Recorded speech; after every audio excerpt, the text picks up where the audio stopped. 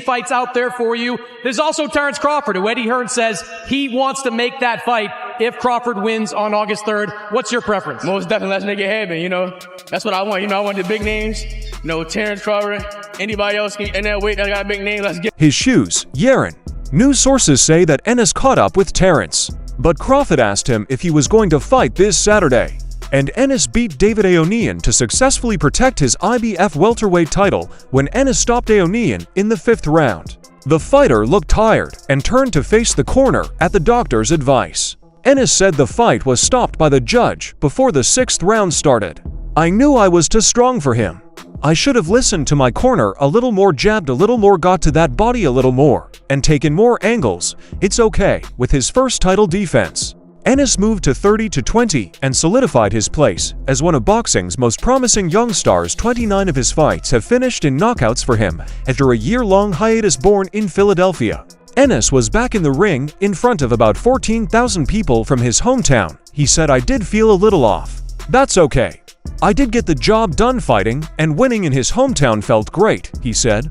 Ennis mentioned that he would be interested in competing against Terence Crawford, even if it meant increasing his weight from his present position of 147.7 pounds to 150 pounds. "I want the big names." He said this match was Avanisian final try at winning a world championship. He dropped to May 130 and burst out of the gate with rapid jabs, keeping Avanisian on the defensive despite Avanisian getting in a right hook. Ennis stayed ahead early on by working the body and avoiding attacks with skill. Avanisian momentum was suddenly halted by a low blow, a stinging right uppercut, sending him to the canvas in intense pain with 5 minutes to recover. The crowd grew restless with anticipation as the fight restarted.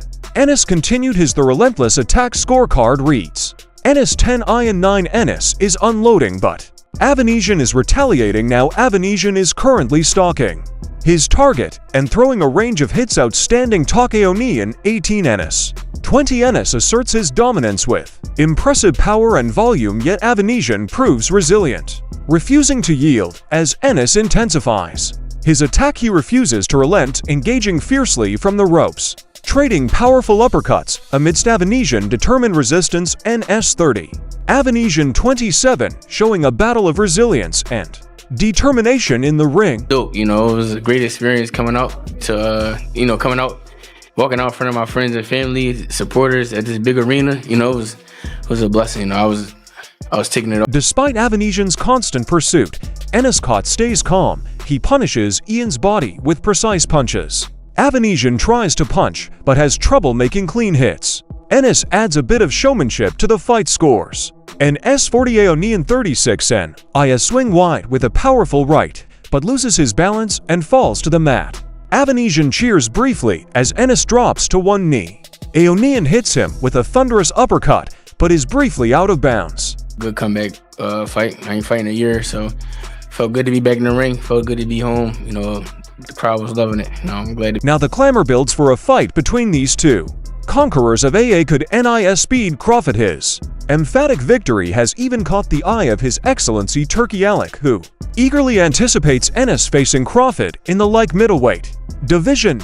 But Oscar de la Hoya has his doubts, predicting Ennis might not only face defeat at the hands of the number-raising southpaw, but also from the formidable Virgil Ortiz Jr. Ennis faced his inaugural title defense, seizing the IBF gold after Crawford's departure. Crawford, now eyeing the light middleweight division, aims to pave a path towards a coveted showdown with Canelo Alvarez set for August 3rd at the Riyadh Season Card in Los Angeles. Crawford will face WBA champion Israel Moff. Meanwhile, Virgil Ortiz Jr. was initially set to clash with Tinu on the same day, so they about cancelled instead. Ortiz Jr. gears up to face WBC's Anam, like middleweight champion Sergey Bakht. On August 10th in Las Vegas, His Excellency Turki Alek took to Twitter to personally thank Jaron Ennis and Eddie Hearn of Matchroom Boxing following their victory. He spoke out against David Aonian, and then he said, "I'd love to see Ennis in a fight with Crawford at weight 150 soon." Oscar de la Hoya doesn't seem sure that Jaron Ennis has a shot. He firmly thinks that fighters like Crawford or Virgil Ortiz Jr. would easily outmatch the Philadelphia fighter. It's interesting that his great coworker Alek responded right away with, "Let's just see." Recently, everyone in the boxing world has been looking forward to the fight between Terence Crawford and Jaron Ennis. even though they are both in the same weight class. Their paths have never quite crossed in the ring. Crawford, as the current champion, had to defend his title, which could include a fight with Ennis, who held the entire IBF title. However, contractual obligations, especially a rematch clause with Errol Spence Jr., made it very hard to make this highly awaited fight happen. IBF couldn't move forward, so they took away his belt. This changed him from a unified champion to a former undisputed champion, and there would be no more matches between him and Spence Jr. Crawford chose to fight in a higher division. There are rumors that this move gets him closer to his ultimate goal, which is to fight Canelo Alvarez. Eddie Hearn still thinks that Jaron Ennis and Terence Crawford will come face to face. In a press conference after the fight, he talked about a short chat he had with His Excellency Turki Al-Sheikh. Al-Sheikh is said to have told the chairman of Saudi Arabia's General Entertainment Authority that he is ready to forward the Crawford fight contract. Hearn is hopeful that Crawford will be able to beat Maddox, and then there may be a chance for a fight with Ennis. The British organizer isn't sure if Canelo Alvarez will fight Crawford soon, though. This means that a fight with Boots Ennis could happen as early as 2025. I'm gonna keep putting on beautiful shows. Next fight I'm gonna be even better. Just keep tuning in, keep coming to support me. I'm gonna keep bringing them knockouts. The fact that Jaron Ennis stopped David Avellaneda in less than 5 rounds showed how much better Ennis was. But the fight wasn't meaningless or futile in any way. What Jay thought would be just another fight turned out to be what Jay at this point in his career. Ennis really needed it for a number of strong reasons. First, it gave him the chance to be the main attraction at an event in Philadelphia, where he was born. This made him think of the days when local fighters drew big crowds to their fights. Second, even though Ennis is becoming more famous, he is still building up both his career and his public image. Even though El Avanisian wasn't quite as good as Ennis, he was a brave and active opponent who pushed Ennis, too. Ennis's knockout of Avanisian in the 5th round showed off his best skills and got fans excited. He kept his IBF welterweight title and improved his perfect record to 32-0. Ennis showed that he was both strong and calm. Not only would a good performance solidify his standing, but it would also put him in a good position for a possible fight with Terence Crawford later this year. When Crawford gets ready to fight WBA super welterweight champion Israel Mademain on August 3rd, his fearless performance puts him in the running. Ennis said in his post-fight interview that Terence Crawford and anyone else with a big name can get it right now. It's generally thought that the people who are supporting Crawford versus Ennis are more excited about the fight than the fighters themselves. Eddie Hearn, Crawford's new promoter, seems especially excited, and Turki Al-Sheikh, who is in charge of most of the money and promotion in the Middle East, is clearly excited about the prospect of. He thinks that performance was off. Well, the world of boxing better be very, very afraid. Because that was Boots Ennis, 1 year out, dismantling a world-class fighter with ease in there, having fun, doing what he does. And the future for Boots Ennis is the future of boxing. That's what this young man is. He's very humble. You never hear him say too much. I'll say it, I think he beats everyone. I think this is a special fighter that needs to be tested against the best in the world, and that's our job now. Activities. It's not clear if Ennis is ready to fight Crawford or not. He has 32 professional fights under his belt and is now 27 years old, so he seems ready, but not in boxing circles. Even though Ennis is clearly very talented, he is still a bit of a riddle. A fight with Crawford might not get as much attention as Crawford's fight with Errol Spence in 2023, which is a natural feud that goes back a long way. Crawford versus Ennis feels more quickly put together, which could be because of need and real desire. Crawford, who is 35 years old, can't be picky or wait forever because he has spent most of his work in the background. He knows how important it is to get defining wins. Ennis, who might be an opponent, could probably add to that. It's impossible to deny pursuit Ennis's skill as he beats Avanisian tonight with a stunning left to the jaw while retreating.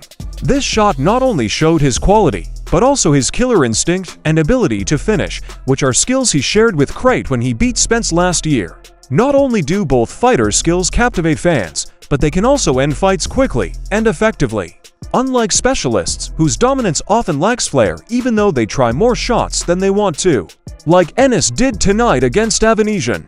These moments only gave their opponents false confidence before they delivered the final blow. Crawford knows the psychological warfare of boxing, dismantling opponents both physically and mentally, all while ensuring the spectacle remains captivating. Back in April, promoter Eddie Hearn said this about Crawford versus Spence: "I rate Terence Crawford. But we're ready to roll the dice, baby, and we believe we've got the edge that's not strictly true. Of course, for there is only one side in that fight. As if such a thing matters, but Hearn did at least make slightly more sense in the lead-up to Ennis vs Onion when saying this about Terence. Crawford vs Jaron Ennis is the best fighter in boxing, unquestionable. While the debate over its significance persists, few matchups at 150 pounds could rival it. Crawford vs Ennis from a technical perspective, the potential for bigger, more thrilling fights in the sport remains, but this bout stands out. Whether it ignites excitement before and during the event is uncertain, yet such doubts seem trivial if Turkey Alec, the ubiquitous promoter, pushes for this clash expected sooner rather than later after the battle. It seemed notably tuned and swiftly turned to social media to emphasize what he perceives as a shift in the narrative surrounding Eva, who was previously criticized for her defensive tactics. He now believes Boots is finally receiving due credit, even from his promoter at Hearn, for defeating a truly world-class opponent. Crawford said world-class fighters now hunt the double-standard crazy promoter. Eddie Hearn quickly responded to Terence Crawford's enigmatic social media comment. Hearn recounted his fastest time conversation with His Excellency following Ennis's victory over Ania, where they discussed the timing of the COVID beef for Boots. According to Hearn, Boots instructed His Excellency to forward the contract for the Crawford fight. The Crawford-Boots fight, according to Matchroom promoter Hearn, is expected to take place in the first quarter of 2025 if His Excellency decides to greenlight the Crawford vs Santos showdown following Terence's fight with WBA junior middleweight champion Israel Matif on August 3rd. It promises to be a colossal event. Hearn claims he doesn't believe Canelo Alvarez will face Crawford, but if it turns out to be the case, Terence will be let down since he had wanted that match. Replying to Terence Crawford's comment on social media, Carr stated that Crawford's remark was ridiculous, stating that Boots is the best welterweight in the world and challenging anyone to name a better welterweight than Boots. Terence Crawford and him chiming in on saying that Boots, or alluding to the fact that Boots may not be a world-class fighter. Well, it's absolutely ridiculous. I mean, Boots is the best welterweight in the world. I mean, tell me a better welterweight than Boots Ennis. Impossible. There isn't one. So, he's the best welterweight. Ian has recently become a world-class fighter, possibly because Hearn promoted him last week as a tough opponent for Boots and CBF welterweight title defense. Crawford also said that he had just ended a FaceTime call with His Excellency, who asked if they could set up a fight between him and Crawford.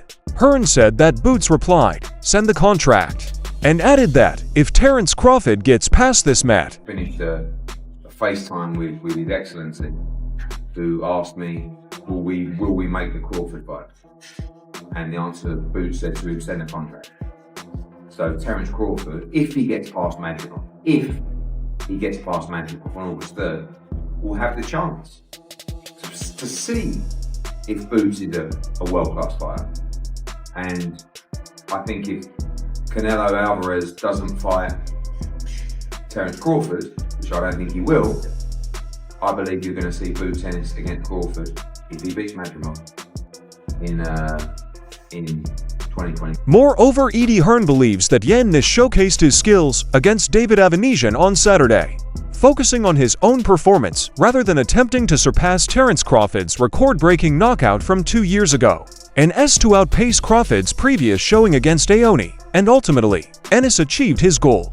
I halted the match in the 5th round, successfully defending his IBF welterweight title at Philadelphia's UL Fargo Center on December 10, 2020. Crawford stopped Avanisian with 6 rounds, and he did it while wearing blowout gloves. I think it was the way that he did it. Bear in mind that he'd been out for a year, said Eddie Hearn to the media. In the ring against Aonian, Boots Ennis found himself absorbing more hits than normal, willingly engaging in close quarters combat favored by the challenger. Hearn continued, with all due respect to Avanisian, he really played with him. He didn't let himself get hit, but he had no respect for what was coming back. He was trying to have fun in there. He was trying to get him out of there rather than play to his skills. Ennis allowed Abian to control the fight's tempo, opting for an NSA battle throughout the full 5 rounds. Despite this concession, Ennis showed his superiority, emerging victorious in the end. Hearn said he was trying to be bold, but also he'd been out of the ring for a year. I think he felt that his work was quite average. I said if that was an average effort, you just destroy Avanisian. It was so one-sided. I know Onan was trying. He hit a few bits and pieces. Aonian hit Ennis with a number of strong blows that would have easily put out many fighters with a weaker chin. Ennis looked to have been through a lot, as his lips were swollen from the blows he had taken during the fight. According to Hearn, the trouble is away from Stonis and away from Barrows. I want to see him try because when you have someone like Shocker fighting these guys, it is a little bit of a waste of time. Who wants to see 12,083 times for a one-sided beatdown? The issue is that Boots Ennis will be tested by Mario Barrios. And I'm into Stonis if anything because they aren't heavy punchers. They will be easier for him to beat than Avanisian. Ennis will face his toughest test if he steps up to the 154 pounds division. While Brian Norman Jr., the WBO welterweight champion, stands out as a potential rival for Boots, Ennis remains tied to the top rank, probably earmarked for Teamy Lopez. They're prized fighter, so it's okay to get active, but you've got to create the great fights so they can define their legacy. These great fights, said Hearn, NIS needs to step up to the 150 and 160 pounds divisions if he's serious about facing tougher opponents remaining in welterweight and shooting for undisputed titles against lackluster champions like Stonis and Barrows. It won't prove his true mettle. Jaron Ennis made a bold statement on Saturday evening, eyeing Terence Crawford as his next challenge. Crawford's willingness to give 27-year-old Ennis's wish to face him next, or at any time in the future, doesn't seem hopeful. Crawford faces a major challenge in his upcoming bout, with rumors swirling about a potential clash with Canelo Alvarez in 2025 to unify the super middleweight division. Ennis made a savvy move by challenging Crawford, aiming for a headline-worthy moment. However, Crawford has his sights set on a lucrative showdown with Canelo Alvarez, prioritizing a big payday that he's not willing to jeopardize. By going into the ring with Boots and didn't sail easily to victory tonight against Aonian, it wasn't as straightforward. Dismantling instead, Aonian posed major challenges. Throughout, none of the rounds were clear-cut. With Ennis absorbing considerable hits, his relief was obvious when the doctor intervened to halt the fight. NoSports.com. Congratulations to you, Boots. Congratulations to Bozy. Did you find yourself at any point during the fight, or even just coming out to the ring, in awe of the amount of fans, the love, and the support that you were receiving? Yeah, it was dope. You know, it was a great experience. Hearn said that Ennis is the future of boxing and praised how humble he is, adding that Ennis doesn't talk much about himself. Hearn said that he thought Ennis could be anyone, and that he thought he was a special fighter who should be tested against the best in the world, which he said was now their duty. Her name stressed how important activity is and expressed concern that too many great young fighters aren't doing enough of it. He said that Ennis needed to get back in the ring. Too many of these great young fighters are too inactive. We must get him back out October, November. We'd love to return to Philadelphia. We've got to bring the bigger fights here, the unification fights. He's going to be around for a lot. See some of our other videos on the screen if you like this one.